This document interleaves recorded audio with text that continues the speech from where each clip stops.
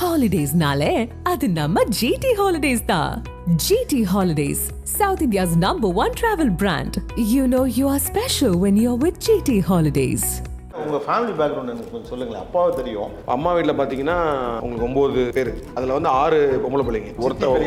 பெரியம்மா சித்தி பெரியம்மா விமன் டாமினேட்டட் ஃபேமிலி தான் அது. அங்கேயுமே பார்த்தா எங்கள் தாத்தா எங்களோட பாட்டி இருப்பாங்க இல்லையா, அந்த பாட்டி தான் அங்கே டாமினன்ட். ஸோ அதனால அந்த ஒரு ஃபேமிலியில் வந்தோன்னா எனக்குமே ஆட்டோமேட்டிக்காக அந்த சினிமா மேலே இருக்க ஒரு இது ஒன்று வந்துருச்சு. உங்கள் மனைவியும் எந்த அளவு உங்களுக்கு சப்போர்ட்? ஜிகே கூட இல்லை, அதுக்கு முன்னாடி தான் உங்களை மீட் பண்ணேன். காதல் திருமணம்? ஆமாம், லவ் மேரேஜ் தான். நல்ல டாக்டரை பார்த்து எப்படி லவ் பண்ணீங்க? ஆனால் எப்படி அவங்க வீட்டில் உடனே ஒத்துக்கிட்டாங்களா? ஏன்னா இப்போ நார்மலாகவே ஒரு மீடியாக்காரர்னா சற்று யோசிப்பாங்க. அவங்க ஒரு டாக்டரை அவங்க அப்பா வந்து ரொம்ப ஒரு மாதிரி கூல் டைப் தான். அவர் வந்து அவங்க பொண்ணுட்டு வந்து அம்மா பாருமா கரெக்டான பையன் உனக்கு தோணுச்சுன்னா பண்ணிக்கன்ற மாதிரி சொல்லிட்டாங்க. She also very very strong woman. Actually என்னை விட பயங்கர ஸ்ட்ராங் உமன். நிறைய பேர் வருத்தத்தோடு பதிவு செஞ்ச விஷயம் என்ன, Karthik Subbaraj is underrated director. அது ஒவ்வொரு படங்களுக்கு சில படங்களுக்கு இருக்கு, அதெல்லாம் கொஞ்சம் என்ன டவுன் ஆகும். ஆனால் ஏன் ஒய் இட் ஹேப்பன்? ஈவன் ரஜினிகாந்தே வந்து நான் பண்ணணும் அந்த கேரக்டர்னு சொன்ன ஒரு பட் ஜகமே தந்திரம் அல்லது மகான் போன்ற படங்கள்லாம் ஏன் ஓடிடி? எனக்கும் சரி பயங்கரமான ஷாக். தேட்டருக்கு வந்து பார்த்துட்டு ரெஸ்பான்ஸ் பார்க்கும்போது it is very hard warming. ஆனாலும் ஒரு வாரத்தில் வந்து மகான் வந்துருந்துச்சுன்னா மெர்க்குரிலாம் வந்து வேற மாதிரி ஒரு பிரச்சனை வச்சு நாங்கள் எதிர்பார்க்காத பிரச்சனை. அங்கே ரிலீஸ் ஆகி நல்லா ஓடாத படம் இது அப்படின்ற ஒரு ஃபீலோட இங்கே ரிலீஸ் ஆச்சு. ஸோ ஒரு டோட்டல் பேக் ஃபயர். அது இறைவி மாதிரி ஒரு படம் இன்னமும் போய் சேர்ந்துருக்கணும்.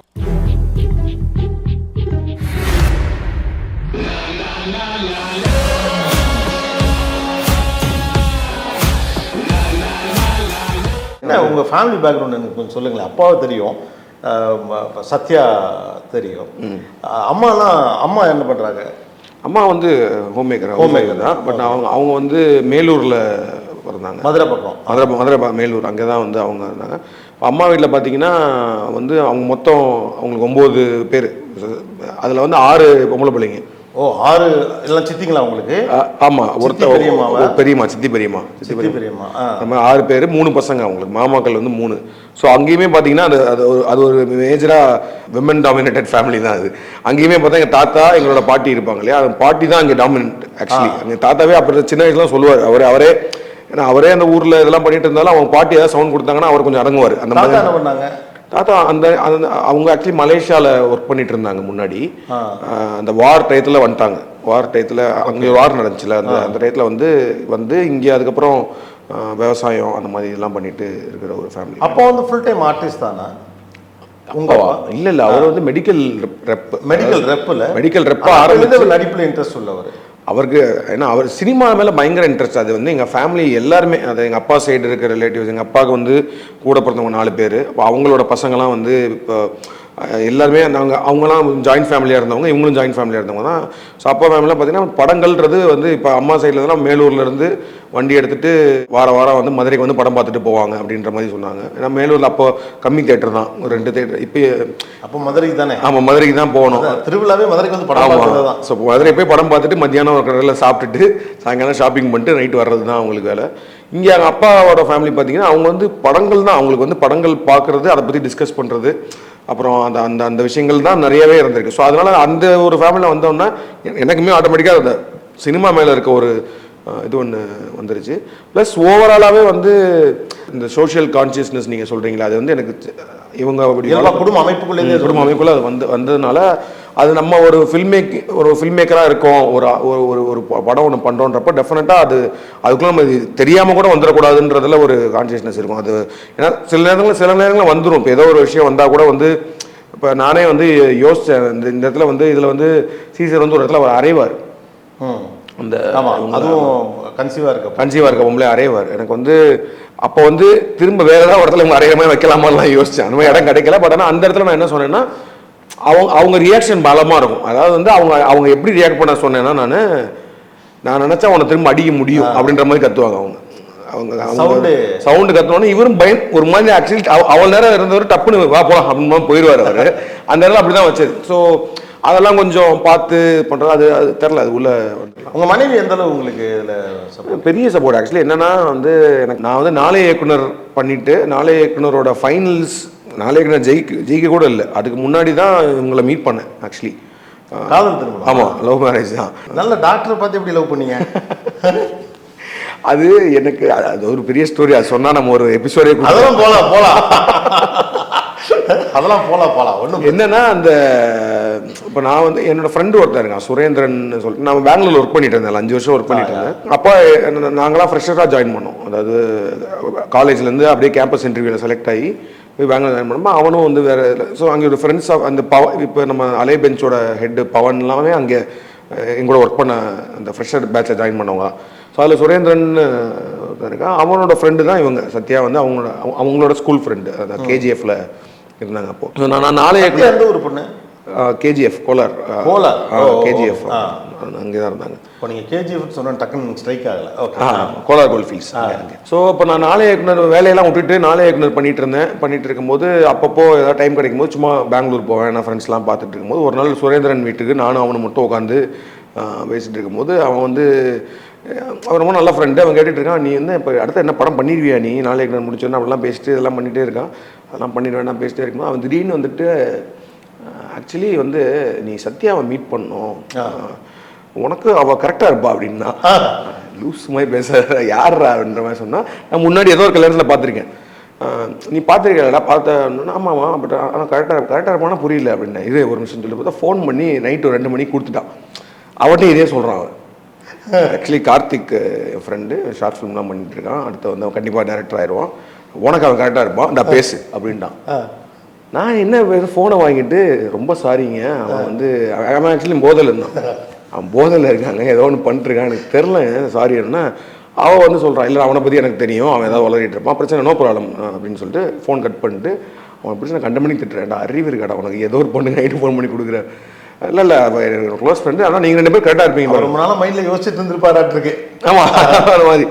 ஸோ அதுக்கப்புறம் அது நடந்து முடிஞ்சு ரொம்ப நாள் ஆயிடுச்சு.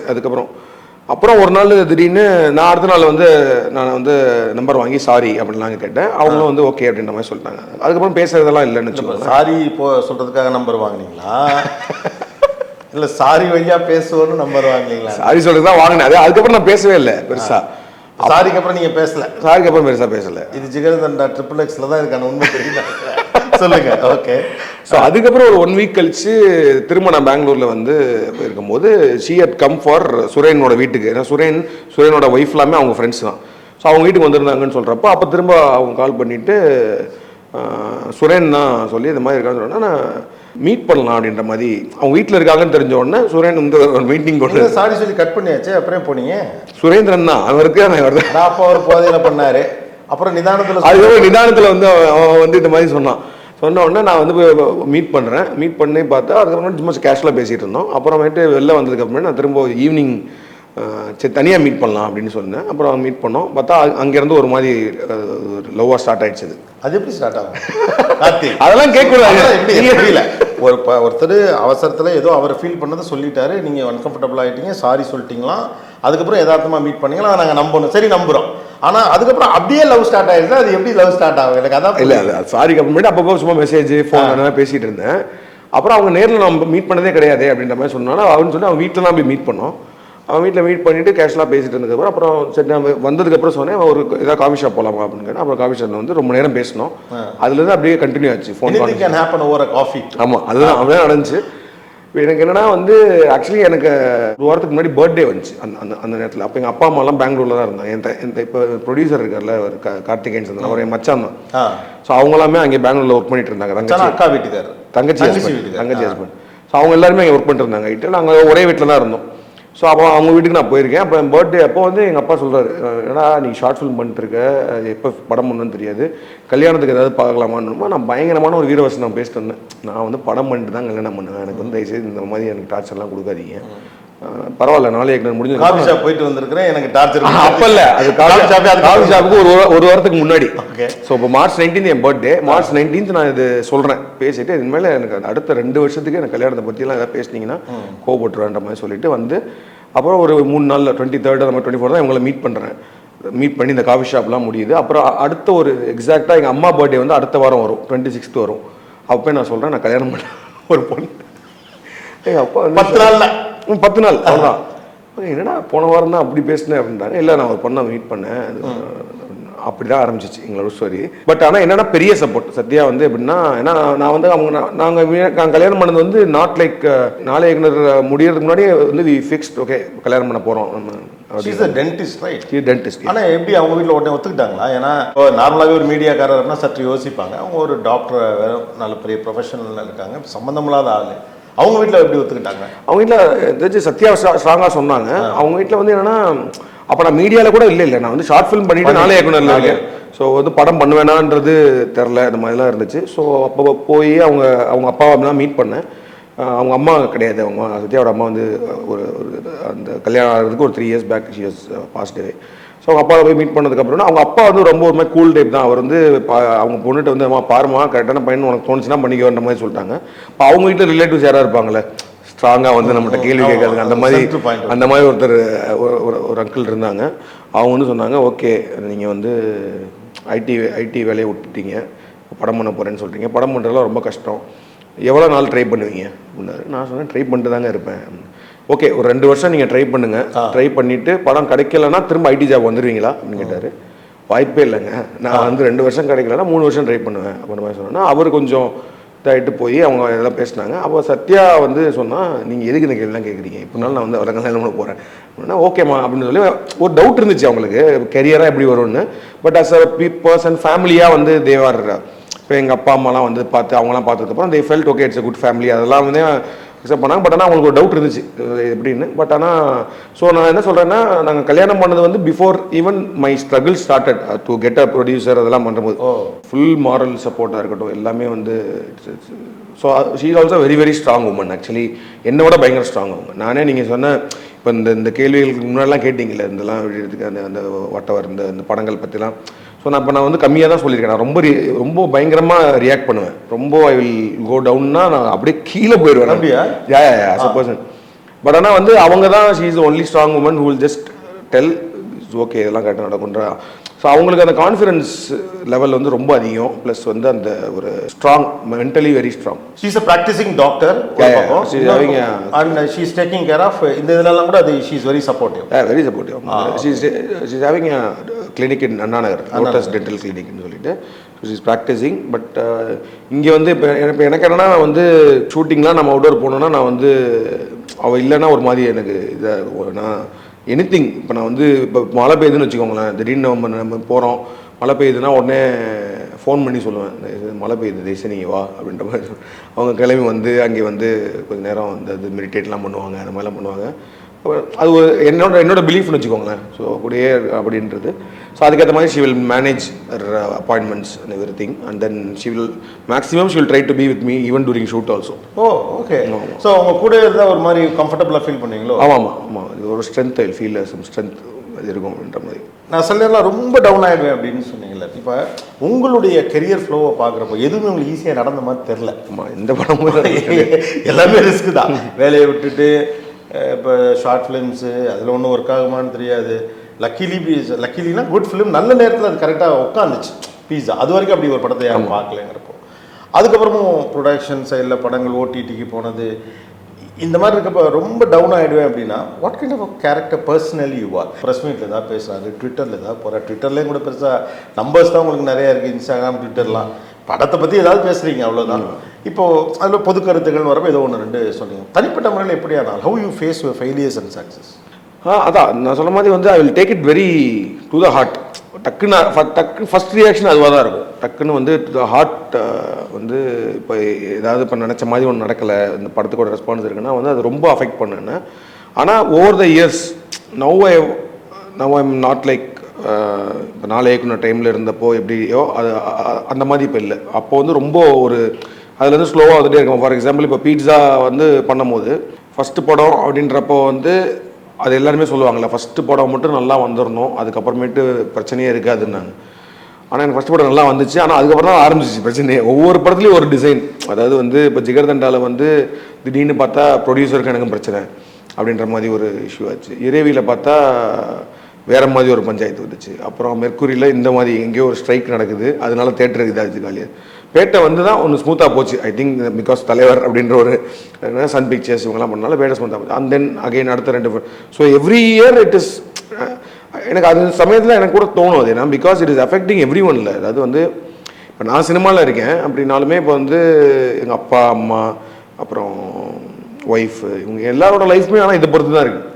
இப்போ நான் வந்து சந்தோஷமாக இருந்தாலும் அவங்க சந்தோஷமாக இருப்பாங்க. நான் வந்து இப்போ ஒரு படம் நல்லா போகலன்னா அது ஒரு ஒரு ஒரு 3 மாதத்துக்கு அந்த எஃபெக்ட் இருக்குன்னா அந்த 3 மாதத்துக்கு அது என்டையர் ஃபேமிலியை எஃபெக்ட் பண்ணுது. லைக் ஒரு கார்த்திகேயன் தங்கச்சி அவங்க எல்லாம் மொத்தமாகவே அதை எஃபெக்ட் பண்ணுது. இப்போ தேர் ஆல்சோ இன்ட்டு ஃபிலிம்ஸ். இப்போ கார்த்திகேயனும் ஃபிலிமில் இருக்காங்க, ப்ரொடியூசராக இருக்காங்கன்றப்போ ஸோ ஓவரால் அது அதனால அப்போ ஒரு some point I thought okay நம்மளும் வந்து we shouldn't be like so reactive or so இதை எடுத்துக்கூடாது. ஏன்னா பிகாஸ் இட்ஸ் அஃபெக்டிங் எவ்ரி ஒன்றனால வந்து கொஞ்சம் அந்த மெச்சூர்டாக ஆகிறதுக்கு கொஞ்சம் ட்ரை பண்ணிட்டு இருக்கேன் ரியாக்ஷன் வைஸ். இப்போ நீங்கள் ஒரு பெரிய குடும்பத்துலேருந்து வந்தவர், ரொம்ப செல்ல பிள்ளையோ குடும்பத்துக்குள்ள.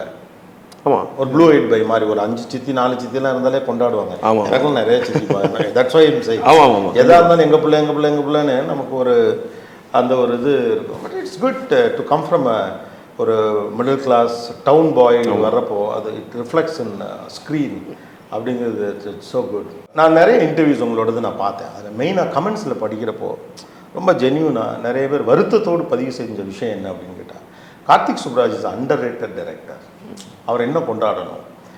ஏன்னா எவ்வளோ இதுனாலும் கூட அவர் வந்து காம்ப்ரமைஸ்லாம் ஆகிக்காமல் ஒரு தனித்துவமான படம் கொடுக்குறாரு அப்படின்னு. ஹவ் யூ எவர் ஃபெல்ட் என்னுடைய ஒர்க்குக்கு என்னுடைய க்ரியேட்டிவ் ஓடிசே இந்த தவிப்புக்கு தேவைப்படக்கூடிய நியாயமான அங்கீகாரமோ அல்லதற்குரிய கமர்ஷியல் இதுவோ எனக்கு கிடைக்கல அப்படின்னு உள்ளுக்குள்ளே உங்களுக்கு ஒரு ஃபீல் இருக்கு. Don't try to be modest, just be honest. இல்லை இல்லை, ஹானஸ்ட்டாக சொல்கிறேன். ஹானஸ்ட்டாக வந்து என்னங்க, அது ஒவ்வொரு படங்களுக்கு சில படங்களுக்கு இருக்குது. இப்போ வந்து ஃபார் எக்ஸாம்பிள் வந்து இறைவி அப்படின்ற படத்துக்கு வந்து பயங்கரமான ஒரு ரிவ்யூஸ் இதெல்லாம் வந்துச்சு. பட் ஆனால் வந்து அது வந்து ஒரு இதாக கலெக்ஷனாக நல்லா போகல அப்படின்ற மாதிரி அப்போ சொன்னாலும் இப்போ வந்து நிறைய பேர் இறைவி பற்றிலாம் பேசுகிறாங்க. அது வந்து போஸ்ட் ஒரு 2-3 வருஷம் கழித்து வருதுன்றது. பட் ஆனால் அந்த நேரத்தில் ஏன் வந்து அது நடக்கலை அப்படின்றதுக்கு அது பல காரணங்கள் இருக்குது. அதெல்லாம் கொஞ்சம் டவுன் ஆகும், ஒரு மாதிரி விஷயங்கள்லாம் டவுன் ஆகும்.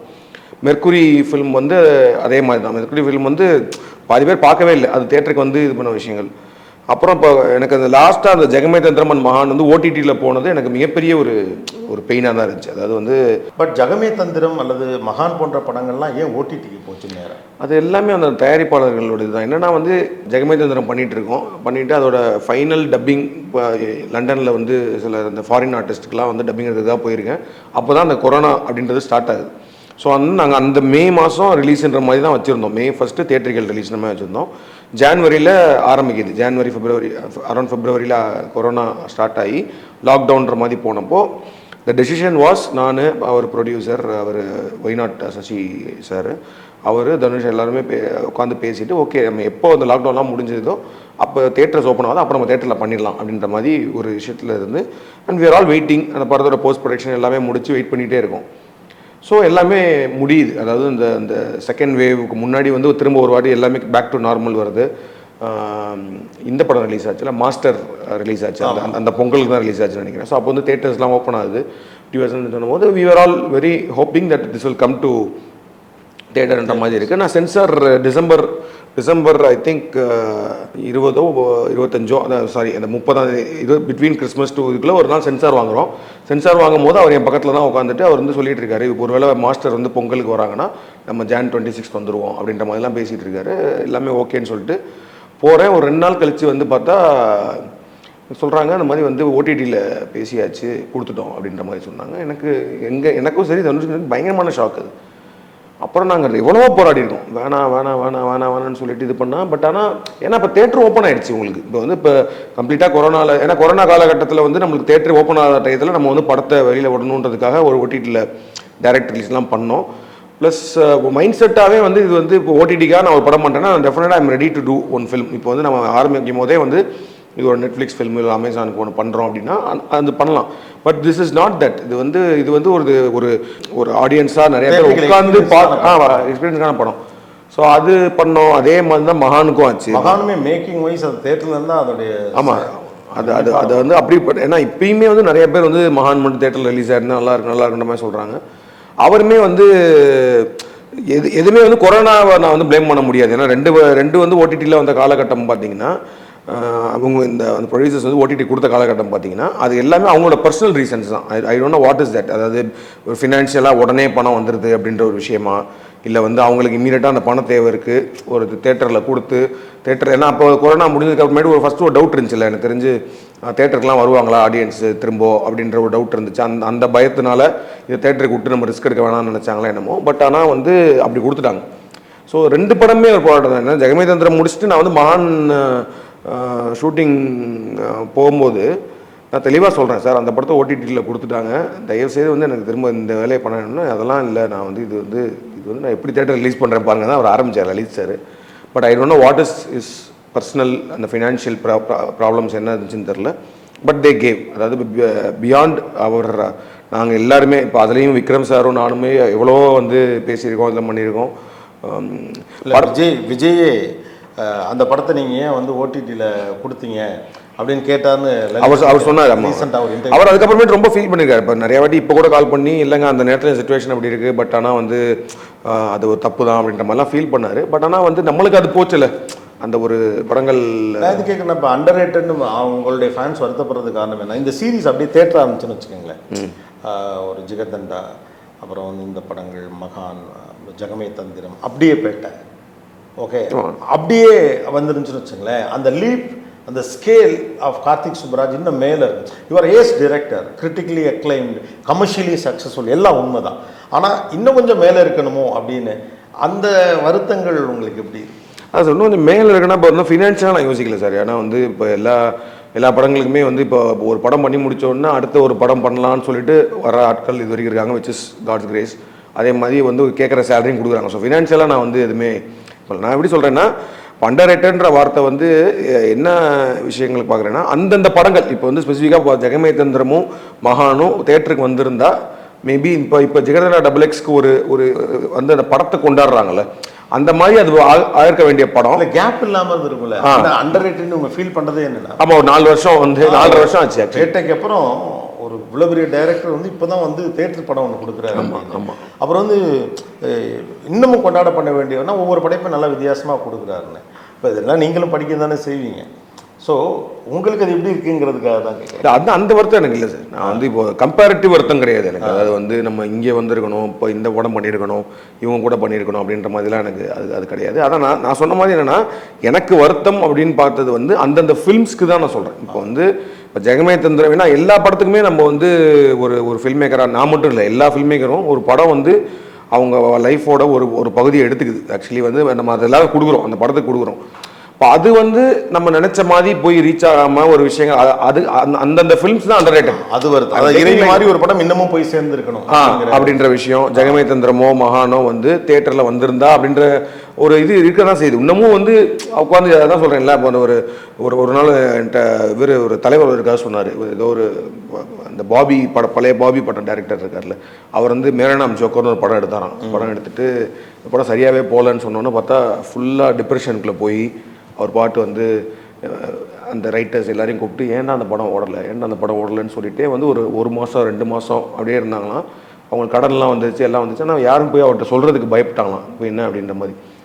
ஸோ அப்போ வந்து ஒருத்தர் போய் சொல்கிறாராம், இல்லைங்க இப்படியே இருந்தீங்கன்னா என்னங்க நிறையா கடன் ஆயிடுச்சு, இதாகிடுச்சு, ஓகே அந்த படம் லாஸ் ஆயிடுச்சு, பட் என்னன்னா அப்புறம் வந்து அவர் கேட்டாராம் என்ன கடனா, அப்படியா என்ன பிரச்சனை அப்படின்னு கேட்டால், நம்ம அந்த படம் போகல சரியா, நீங்கள் அதுக்கு என்ன பண்ணணும்னு இன்னொரு படம் பண்ணணும்னு ஓகே அப்படின்னு சொல்லிட்டு போய் பாபி படம் பண்ணாராம். பாபி படம் பண்ணி அது ரிலீஸ் ஆச்சா, பெரிய ஹிட்டாக. பெரிய ஹிட்டான எல்லாத்தையும் கேட்டாராம், அப்போ கடன் பிரச்சனை தீர்ந்துருச்சா ஓகேன்னு திரும்ப அதே ரைட்டர்ஸ்லாம் உட்கார வச்சு ஏன்டா மேரனாம் ஜோக்கர் ஓடல இல்லை ஒரு படைப்பாளிக்கு அந்த உறுத்தல் இருந்துகிட்டே இருக்கு. இந்த கதை தான் தலைவர் சொன்னார், இப்படி இருந்தாங்க அப்படின்னு சொன்னார்.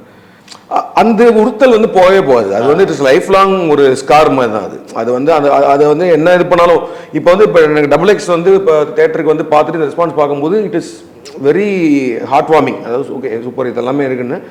ஆனாலும் ஒரு வாரத்தில் வந்து மகான் வந்துருந்துச்சுன்னா தேட்டரில் வந்துருந்துச்சுன்னா அப்படின்ற ஒரு ஃபீல் இருக்கும். இப்போ இறைவி அப்போ வந்து ஏகப்பட்ட பிரச்சனைகள் வந்துச்சு. பட் ஆனால் நவ் பீப்புள் எனிவே இப்போ இறைவி பற்றி நிறைய பேர் பேசுகிறாங்க.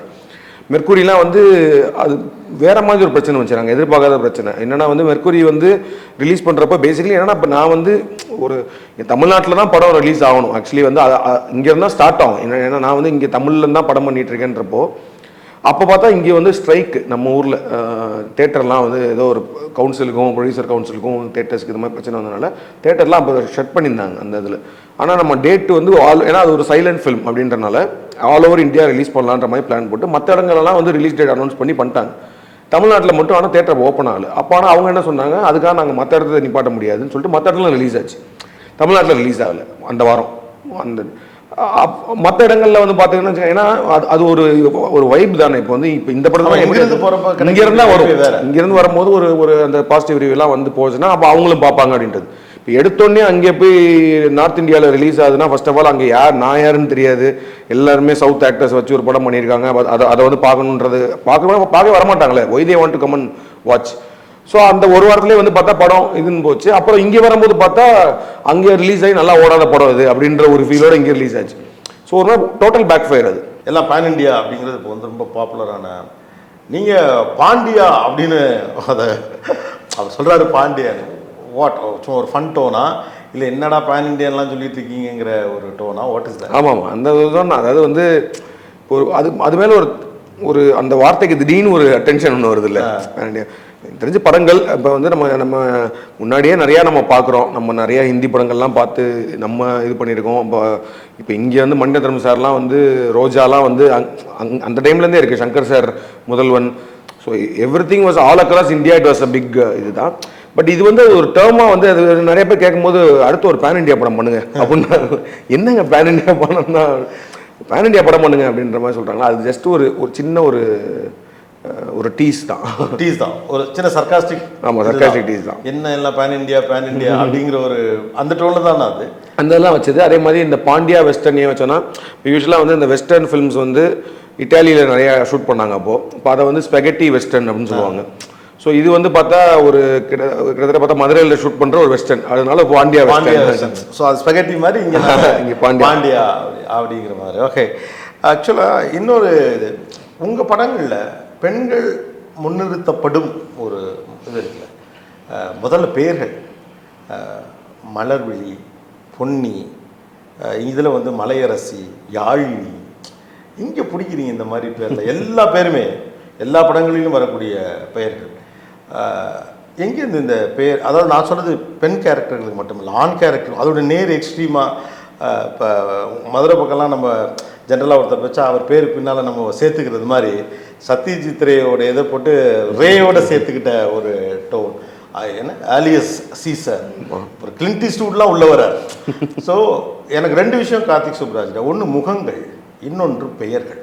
பெயர்கள் வந்து ஏன்னா அந்த அந்த அந்த அந்த கேரக்டருக்கு ஒரு இது ஆட் பண்ணுறதே அந்த பேர் தான். ஏன்னா நம்ம வந்து கேரக்டர் வந்து கார்த்திக் அப்படின்னு பேர் வச்சா எனக்கே அது படிக்கும் போது இன்ட்ரெஸ்ட் வராது. அந்த ஒரு யூனிக்னஸ் வந்து எனக்கு தெரிஞ்சு ஒரு நம்மளே ஸ்கிரிப்ட் எழுதிட்டு படிக்கும்போது அந்த ஒரு கேரக்டரோட நேம்ஸ் வந்து பயங்கரமாக அட்டாச் ஆகுன்றது. இப்போ நம்ம ஈவன் நம்ம ஒரு நாவல் படிக்கிறோம், புக்கு படிக்கிறோம் அப்படின்னாலுமே வந்து அந்த பேர்கள் தான் நம்மளுக்கு ஒரு இப்போ பொன்னியின் செல்வன்னா வந்தியத்தேவன் அப்படின்ற கேரக்டர், ஆதித்ய கரிகாலன் அப்படின்னு அந்த பேர்லாம் நம்மளுக்கு ஒரு ஒரு இது ஒன்று கொடுக்குதில்ல. இப்போ எனி நாவல் நீங்கள் எடுத்துட்டாலும் அந்த மாதிரி வந்து இப்போ யூஸ்வல் நேம்ஸ் அது வச்சா வந்து அந்த கேரக்டர் மேலேயே எனக்கு அந்த கேரக்டரே கொஞ்சம் கீழே இருக்க மாதிரி நேமே வந்து அந்த கேரக்டர் எலிவேட் பண்ணு, கேரக்டர் மேலே ஒரு இன்ட்ரெஸ்ட் கிரியேட் பண்ணணும்னு இன்ட்ரெஸ்ட் கிரியேட் கேரக்டரை படிக்கும் போது. ஓகே, இப்போ வந்து அல்லியஸ் சீசர் அப்படின்றத வந்து ஃபஸ்ட்டு சொல்லும் போதே எனக்கு படிக்கும்போது வந்து ஓகே இது என்னடா பேர் அப்படின்ற மாதிரி தோணும்ல. அது ஏன்னா அதுதான் அவர் கேள்வியாக கேட்பார், அது என்ன பேர் அல்லியஸ் சீசர் அப்படின்னு கேட்பாரு.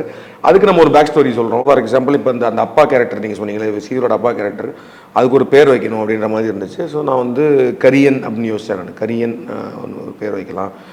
ஏன்னா அவங்களாம் வேட்டைக்காரங்க, அவங்களாம் வந்து ட்ரைபிள்னு வந்திருக்காங்க. ஸோ அவங்க வச்ச பேர் எப்படி இருக்கும், கரியன். ஸோ இவருக்கு ஃபஸ்ட்டு வச்ச பேர் வந்து அல்லியன்.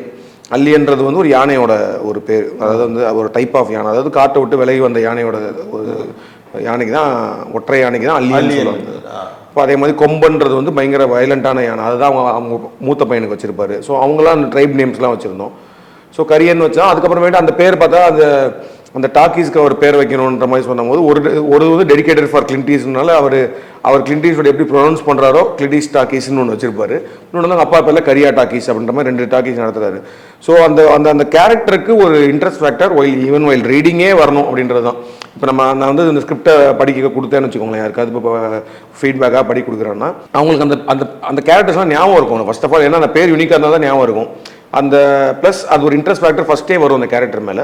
அப்புறம் அந்த கேரக்டர் நம்ம ஒர்க் பண்ணி அதை எழுதி இது பண்ணும் போதும் ஒரு ஜஸ்ட் லைக் ஒரு ஆட் ஆன் மாதிரி ஒரு சின்ன ஒரு விஷயமா அந்த நேம் வந்து யூனிக்காக இருக்கணும்னு நினைப்பேன். அதனால் வந்து ஒரு இதுக்கும் ஏதாவது ஒரு பேர் யோசித்து கொஞ்சம் டைம் ஸ்பெண்ட் பண்ணி ஏதாவது ஒரு நேம் ஆப்ஷன்லாம் எடுத்து அப்புறம் ஏடிஸ்லாம் கேட்டால் அவங்க ஒரு 10 ஆப்ஷன் கொடுப்பாங்க. அதுலேருந்துலாம் பார்த்துட்டு ஏதாவது ஒரு நல்ல நேம் வந்து கேட்சியாக இருக்கும் அப்படின்னா வந்து வைப்போம்.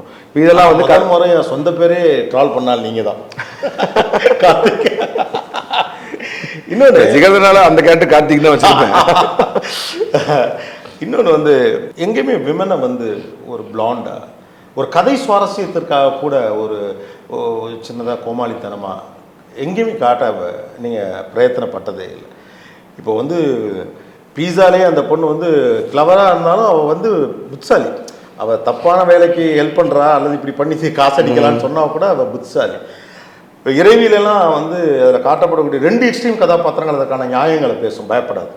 இதுலேயுமே மலையரசி ஸ்ட்ராங் விமன். ஆமாம், I always believe women R stronger then men in all means. நான் பார்த்ததில் ரியாலிட்டியில் எனக்கு தெரிஞ்சு அந்த மாதிரி ஒரு நம்ம படங்களில் தான் வந்து அந்த மாதிரி ஒரு இப்போது டிப்பிக்கலாக நம்ம முன்னாடிலாம் வந்து வரும்ல, ஹீரோயின்னா ஒரு மாதிரி கொஞ்சம் இப்படி இருப்பாங்க, அப்படி பேசுவாங்க, சிரிப்பாங்க அப்படின்ற அந்த மாதிரி. ஏன்னா everyone is only thing is they are exploited by men in some ways.